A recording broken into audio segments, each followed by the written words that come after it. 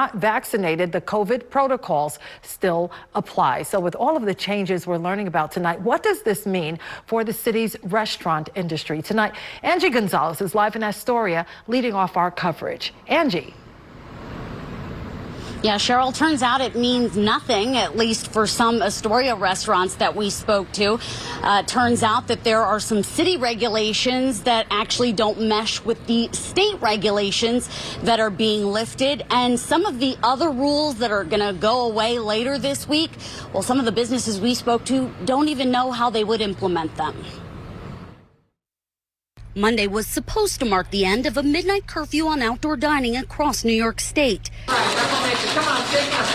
That's just not the case for most New York City restaurants that only started outdoor dining when the pandemic began, because they still have a city midnight curfew for outdoor dining. Most business owners we spoke to here in Astoria were aware of the discrepancy, even if Mayor de Blasio wasn't clear on the specifics. I want to be careful if there's any nuance I don't know about. My understanding is it's across the board. One restaurant owner didn't seem surprised that even top officials were unclear about the rules. She says officials have made decisions throughout the pandemic that they claimed would help businesses like hers, but in her opinion, have only complicated things further. I think that the people who are making all the decisions are really hoping and believing that they are making a difference. There is a disconnect. In fact, even as more state restrictions are lifted this week, she's planning on keeping her operation as is. My entire staff is vaccinated, but we're still going to wear masks. We're going to require that guests, when they leave their table, need to wear masks. And Wednesday, when the state plans to lift occupancy restrictions and give businesses the options of serving customers based on their vaccination status, she'll stay the course.